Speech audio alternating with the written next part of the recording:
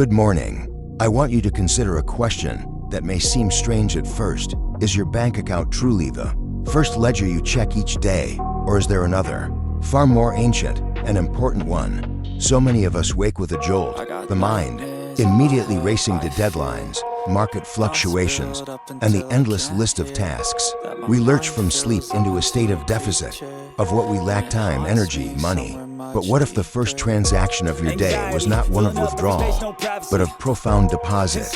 Jewish philosophy teaches that the dawn is not just the start of a day, it is a spiritual reset, a daily rebirth. The moment our eyes open, we are given a chance to align our soul with the very frequency of abundance, before the world has a chance to tell us we are not enough. These practices I am about to share are not mere rituals, they are ancient technologies for the soul, tools used for millennia to transform the noise of scarcity into the symphony of true, sustainable wealth. This is the sacred dawn that let us begin, where life itself begins each day, the very first conscious breath. The practice is called Modeh, which in Hebrew means, I give thanks. It is a short, 12-word phrase recited the instant you realize you are awake, before your feet touch the floor, before your mind grasps for the glowing screen of your phone. The words are simple. Modeh enil faneka, melech chiv kayim, Shehachazarta by Nishmati Bekemla, Riva Emidateka. I offer thanks to you, living and eternal King, for you have mercifully restored my soul within me. Great is your faithfulness. I remember a time in my 40s, during a severe market downturn. I had leveraged a significant portion of my company's assets on a new venture, and the news overnight was catastrophic. I woke before the alarm, my heart pounding a rhythm of pure fear. My first impulse was to grab the phone, to confirm the damage, to let the panic consume me and dictate my actions. But the echo of my grandfather's voice, a gentle but firm presence from my childhood, surfaced in my mind. Shlomo, he would say, thank God for your soul before you thank the world for its problems. Lying there, paralyzed by anxiety, I forced the words of Modeh from my lips. It felt mechanical at first, a hollow recitation. But then, a subtle shift occurred. The phrase doesn't ask for anything. It doesn't bargain. It simply states a fact. My soul has been returned to me. I was alive. I could think. I could breathe. The financial storm was real. But in that moment, I was reminded of a capital that could not be liquidated. My own consciousness, my own life force. The simple act of gratitude is the most powerful form of spiritual accounting. Think of it this way in your own life. So many of us begin our day by immediately checking our email or social media. We are, in essence, allowing the world's demands and anxieties to make the first withdrawal from our mental and emotional bank. Modeh reverses this. It makes your first transaction a deposit. You are not starting from zero, you are starting from everything. The practical application is staggeringly simple yet profound. For 1 week, place your phone across the room before you go to sleep. When you wake, before you move, before you do anything else, simply say these words, either in Hebrew or English. Feel the meaning. You are acknowledging that you have been gifted another day of potential, another chance to create, to love, to build. You are shifting your entire operating system from one of lack and reaction to one of gratitude and intentional action. The Kabbalists teach that during sleep, our soul ascends to a higher realm to be refreshed and recharged. Its return in the morning is a profound act of divine trust, a testament that our mission in this world is not yet complete. This isn't just poetry, it's a deep psychological and spiritual truth. When you start your day by acknowledging this gift, you frame every subsequent challenge not as a threat, but as part of the mission. You were deemed worthy enough to continue. So I ask you, are you beginning your day by counting your problems, or by acknowledging the foundational gift that makes solving them possible? Are you letting the world define your state of being, or are you defining it yourself before the world even has a say? Once you have thanked the source of life for the return of your soul, the next step is a physical act of purification. Netilat Yadayim, the ritual washing of the hands. This is not about hygiene in the conventional sense. It is a symbolic cleansing, a preparation for the sacred work of the day. The custom is to use a special two-handled cup, filling it with water, and pouring it 3 times over the right hand, and then 3 times over the left. As you do so, you create a space of purity, readying your hands the primary tools with which we interact with the world for holy and productive action. I recall a mentee of mine, a brilliant surgeon named David. He was at the top of his field, his hands capable of the most delicate and life-saving procedures. Yet, he came to me feeling a deep sense of burnout. His work felt mechanical, the immense pressure leading to a spiritual hollowness. He said, "Solomon, my hands save lives, but I feel like they're not my own anymore. They feel like instruments of a machine." I suggested he adopt the practice of Netilat Yadayim. He was skeptical. "I scrub in with the most powerful antibacterial agents in the world," he argued. "What can a little water in my kitchen sink do?" I urged him to try it not as an act of physical cleansing, but of spiritual dedication. He began the practice each morning. Before leaving for the hospital, he would stand at his sink, pour the water, and say the blessing. He told me that over time, the ritual began to transform his perspective. The water became a symbol. As it washed over his hands, he would consciously wash away the lingering anxieties from the previous day's work and dedicate his hands anew. It was a moment to remember that his skill was a gift, that his hands were not just tools of flesh and bone, but channels for a healing purpose. His burnout began to recede, replaced by a renewed sense of mission. He was no longer just a technician, he was a partner in the act of healing, and his hands were his consecrated instruments. The practical application of this is universal. Whether you are a surgeon, a software engineer, or a stock trader, your hands type the emails, sign the contracts, create the products. They are the agents of your will in the material world. This ritual asks you to pause and consider, what are you dedicating these hands to today? Are they being used to build or to break, to create value or merely to extract it? The act of washing sets an intention. As the water flows, you can visualize yourself cleansing away the residue of past failures, of petty grievances, or of desperate, fearful actions. You prepare yourself to engage in your work for the day with integrity, clarity, and purpose. Find a simple cup or pitcher, keep it by your bedside or bathroom sink, and make this your first physical act of the day. The mystical teachings of Kabbalah explain that sleep is a taste of death, where a certain spiritual impurity, or tuma, can cling to us. Netilat Yadayim is the act of removing this spiritual static, allowing our soul's pure light to shine through into our actions. It is the bridge between the internal gratitude of Modeh and the external work of the world. It consecrates the physical body as a vessel for the soul's high purpose. It turns your hands from mere appendages into ones of intention. So, let me ask you, what spiritual residue from yesterday are you carrying on your hands today?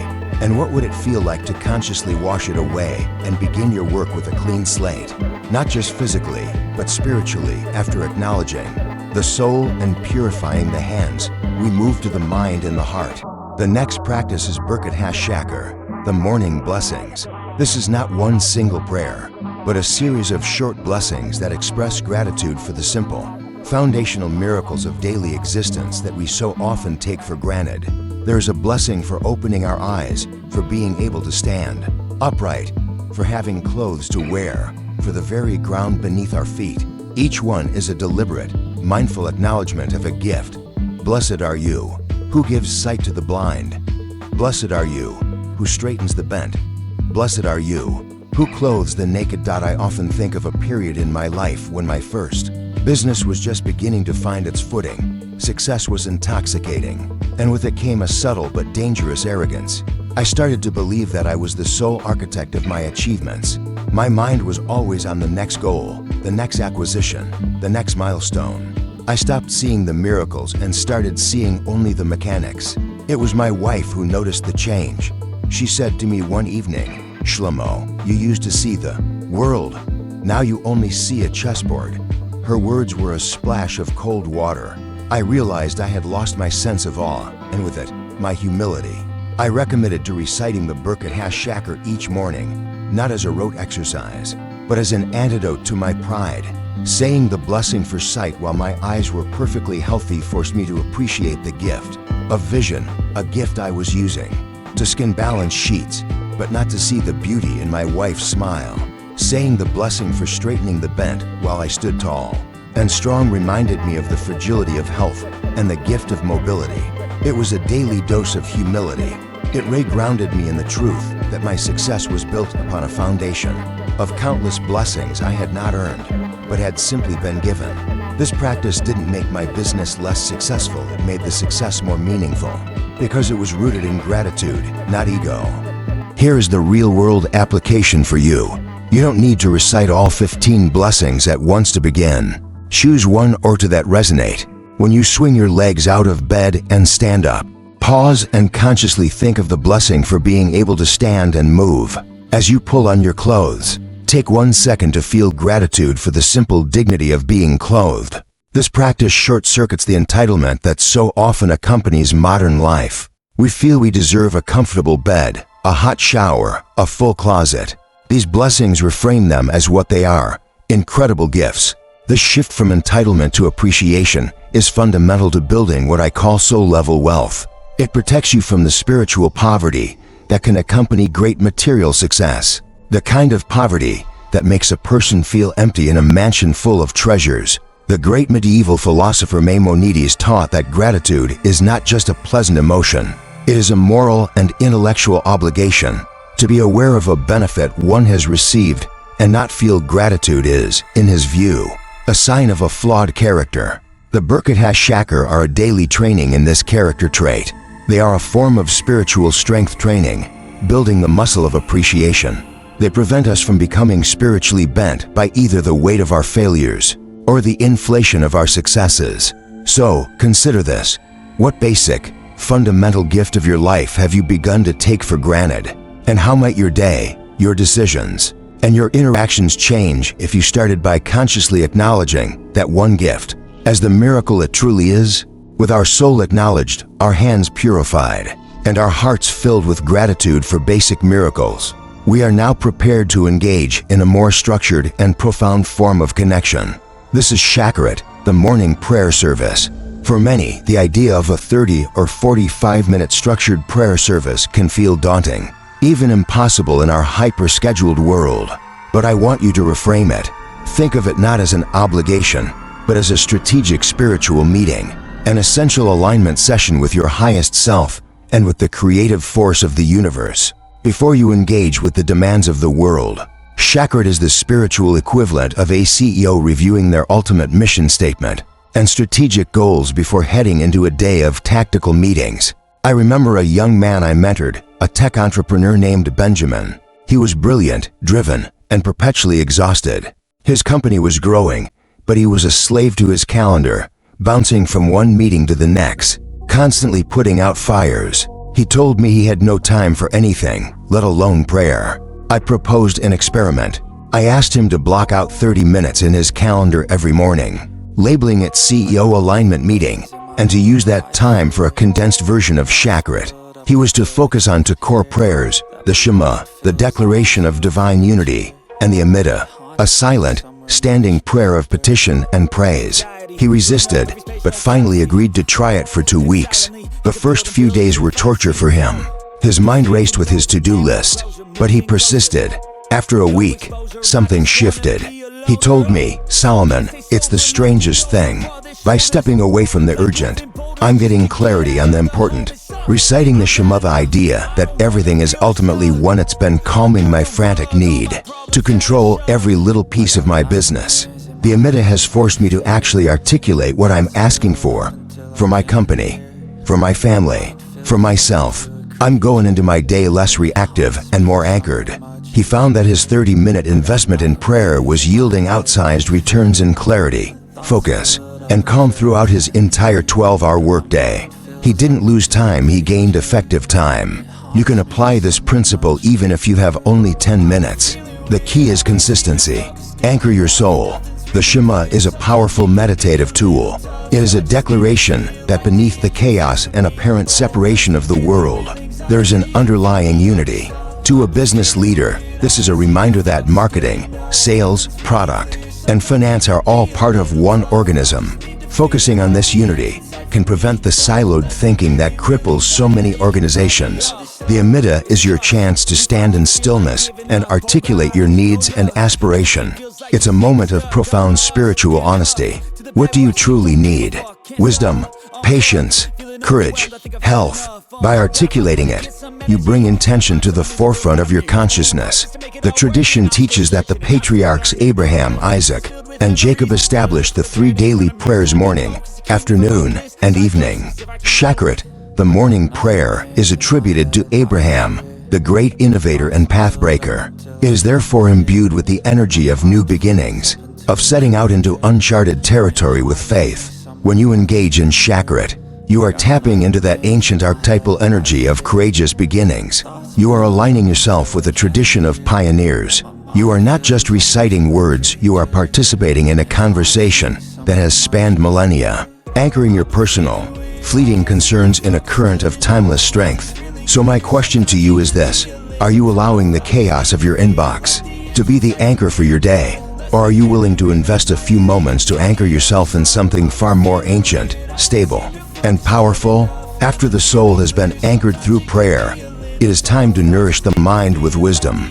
This brings us to the 5th practice, sacred study. In our tradition, learning is not merely an intellectual exercise, it is a form of worship, a way of connecting with the divine mind. The morning, when our own minds are most receptive after the rest of the night, is the most fertile time for this nourishment. This doesn't mean you need to enroll in a seminary.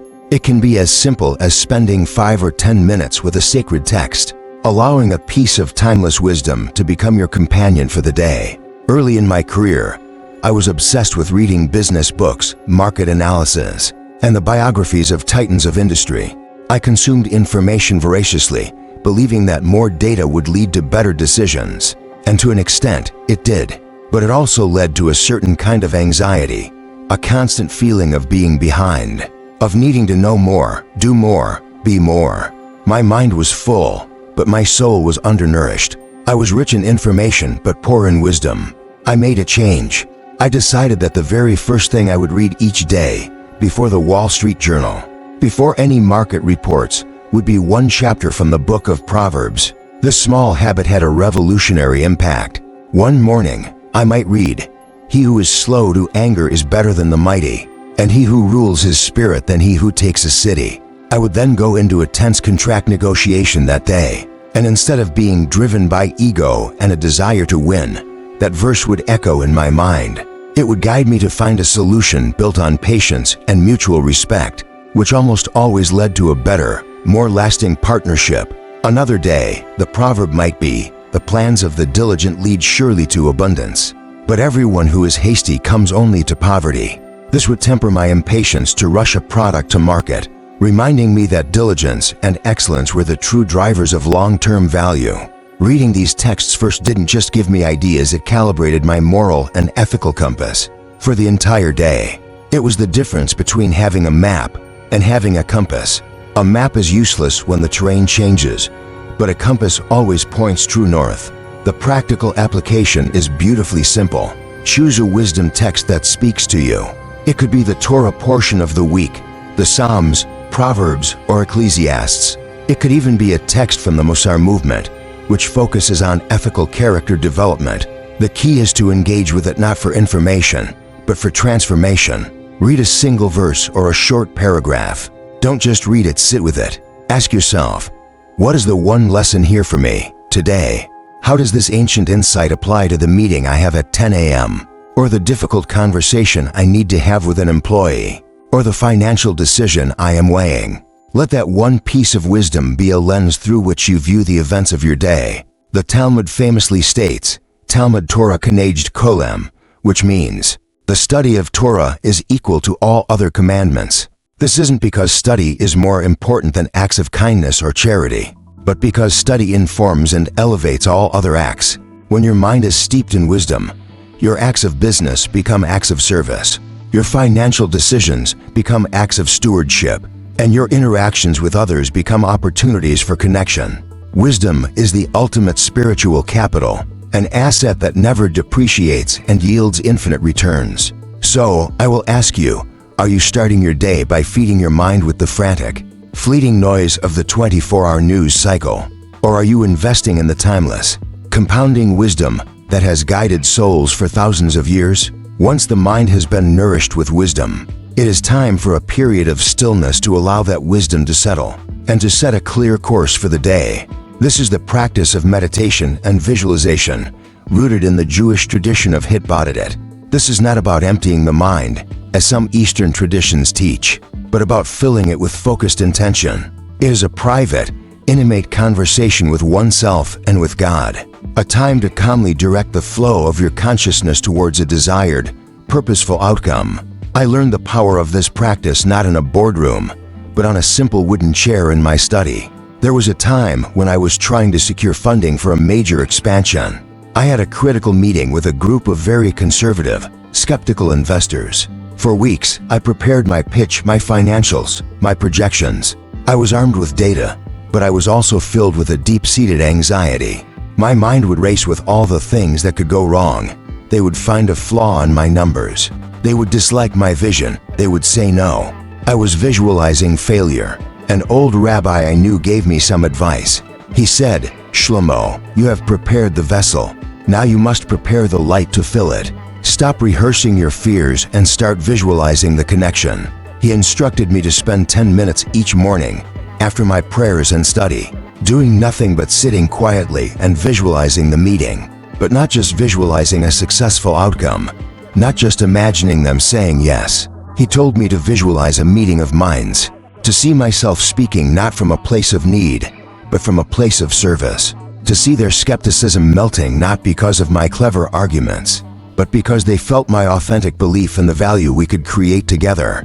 I visualized myself listening deeply to their concerns, answering with calm clarity, and building a bridge of trust between us. When the day of the meeting came, I was still nervous, but the underlying anxiety was gone, replaced by a quiet confidence. The meeting unfolded almost exactly as I had visualized it, not because of magic, but because I had internally rehearsed a state of being that was conducive to connection and trust.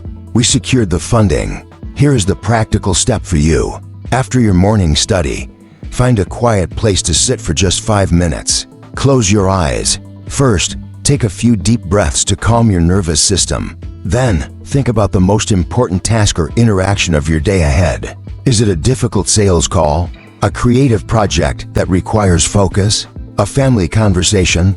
Instead of worrying about it, gently visualize it going exactly as you hope. See yourself acting with the qualities you wish to embody: patience, wisdom, creativity, compassion.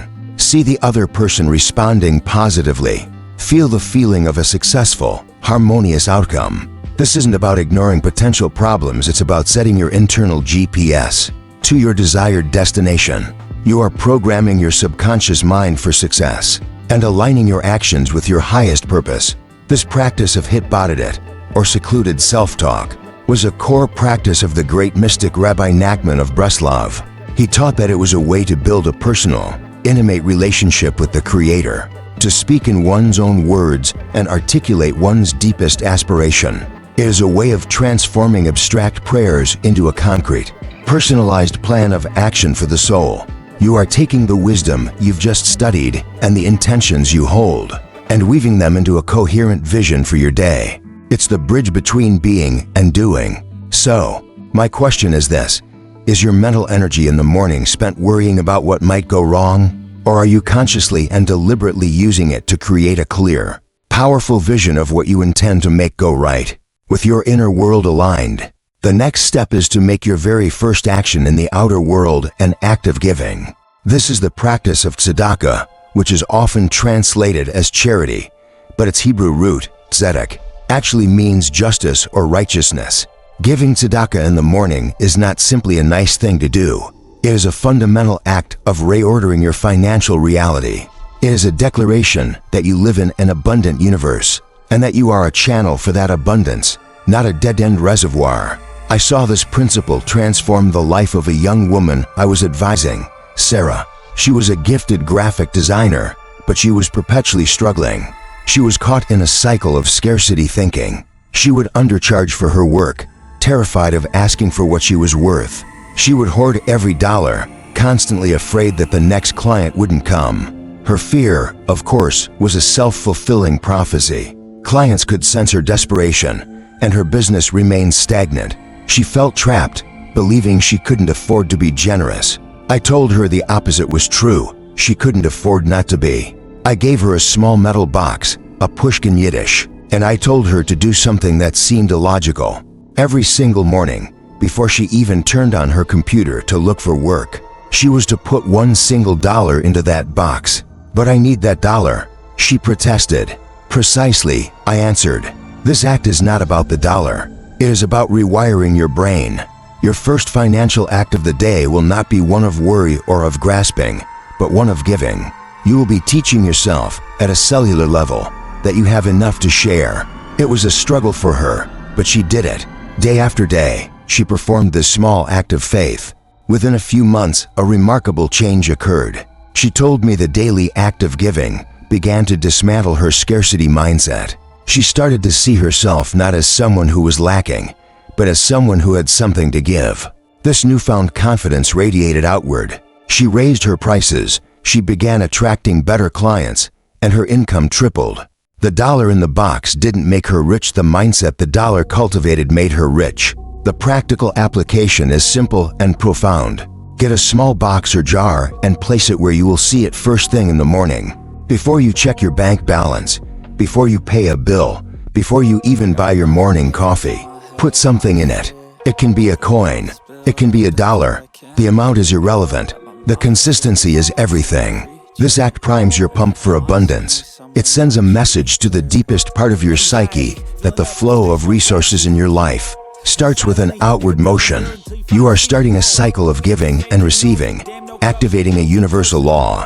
Jewish thought doesn't view wealth as belonging to us. We are seen as stewards, temporary guardians of resources that ultimately belong to God. The practice of Tzedakah is our regular, tangible acknowledgement of this stewardship. It prevents the hardening of the heart that can come with wealth, keeping the channels of empathy and generosity open. It is a form of spiritual justice, ensuring that resources flow to where they are needed. It is a statement of faith that the source of our supply is infinite, and that by giving, we are not depleting our reserves, but rather demonstrating our trust in the source to replenish them. So, reflect on this. What is your first financial thought or action of the day? Is it rooted in a fear of not having enough, or in a quiet confidence that you have enough to share? As we move from the bedroom and the study to the kitchen, from the internal work of the soul to the physical sustenance of the body, our tradition provides a powerful tool to maintain the state of mindfulness. This is the practice of reciting a blessing before eating, most commonly the hamatzi blessing over bread, which is a staple of the morning meal for many. Baruch et Adonai, Eloheinu melech haolam, hamatzi lechem min haaretz. Blessed are you, Lord our God, King of the universe, who brings forth bread from the earth. This short pause transforms the mundane act of eating into a sacred experience.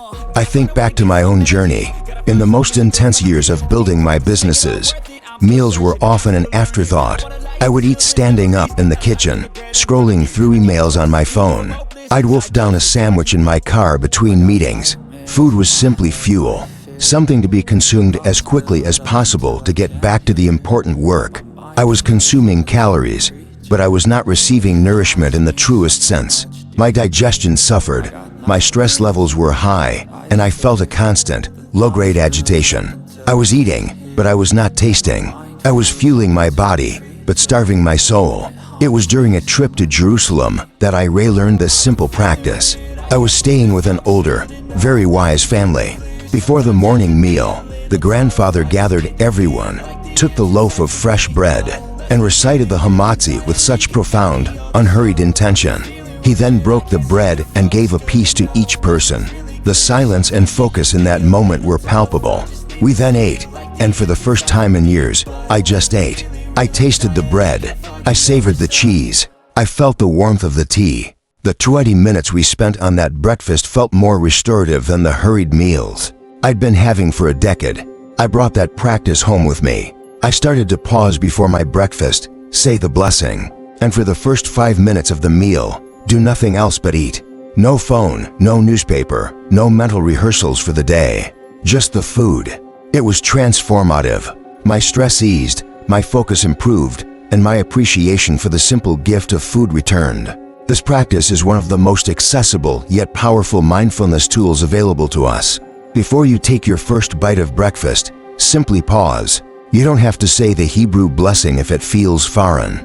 You can simply say, in your own words, "Thank you for this food." That's it. That one moment of pause is a pattern interrupt. It breaks the cycle of mindless, automatic consumption.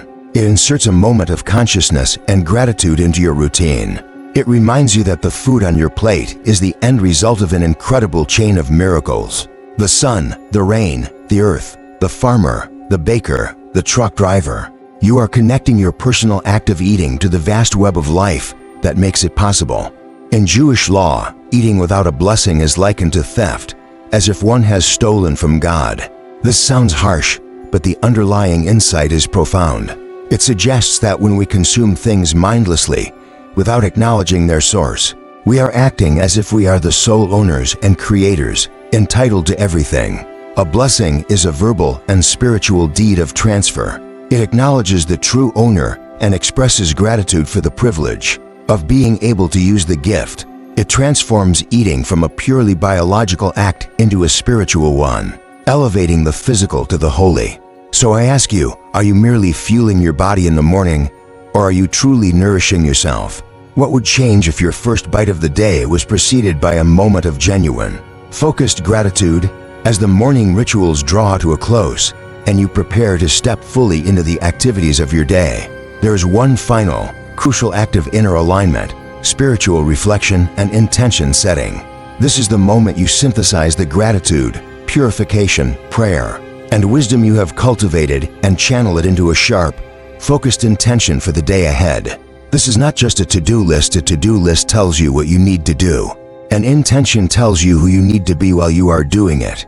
I worked with a man named Daniel, a senior executive who felt his work life and his ethical values were in constant conflict. He would leave his morning prayers feeling spiritually centered, but by 10 a.m., after a series of high-pressure meetings, he felt he had compromised his integrity just to get through the day. He felt like he was living a double life. The problem was a lack of a bridge between his spiritual morning and his professional day. I suggested he add a final step to his routine, writing down a single intention of the day. One morning, after studying a text about honest speech, his intention became, "Today, I will speak only the truth, with kindness and strategic wisdom." This became his guiding principle. In a meeting where he was tempted to exaggerate a product's capabilities to close a deal, his intention flashed in his mind. He paused. Instead of exaggerating, he spoke honestly about the product's strengths and its current limitations, and then outlined the roadmap for improvement. The client was so impressed by his transparency that they not only signed the deal, but became a long-term strategic partner. Another day, his intention might be, "Today, I will be a patient listener." This guided him through a difficult employee review, allowing him to hear the employee's perspective fully before responding. By setting a single, character-based intention, he was no longer just reacting to his day, he was actively shaping his engagement with it, ensuring his actions were aligned with his values. The practical application is to take just 2 minutes before you plug into the world. Get a small notebook or use a note on your phone. Based on your prayers, your study, or simply a quality you wish to cultivate, write down your intention. Frame it in the positive. Instead of "I won't lose my temper," write "I will practice patience." Instead of "I won't procrastinate," write "I will take decisive action on my most important task." Say it aloud. This act of writing and speaking gives the intention a physical reality. It makes it a conscious contract with yourself for the day. You are essentially defining your personal key performance indicator for your soul. This practice is deeply connected to the principles of the Musar movement, a Jewish ethical tradition that focuses on the conscious, methodical cultivation of character traits, or midat. Musar teaches that we are not passive victims of our personalities. We can actively refine our character through focused practice. Setting a daily intention is a core Musar tool. It is like choosing which spiritual muscle you want to exercise for the day. Over time, just like physical exercise, this practice builds strength and traits like patience, humility, and integrity become your default setting rather than something you have to strive for. So, the question is not just what is on your schedule today, but who do you intend to be today? Are you going to let the day happen to you, or are you going to bring a focused, intentional version of yourself to the day? We have come to the final practice, and it is one that ensures the spiritual wealth you cultivate in the morning is not hoarded, but multiplied. This is the practice of teaching and sharing. True abundance is never diminished by being shared, it is magnified. By sharing one of these small practices with another person, a child, a spouse, a friend, you not only reinforce your own commitment, but you create a community of intention, building a legacy of wisdom that extends beyond yourself. I learned this not from a book, but from watching my own children.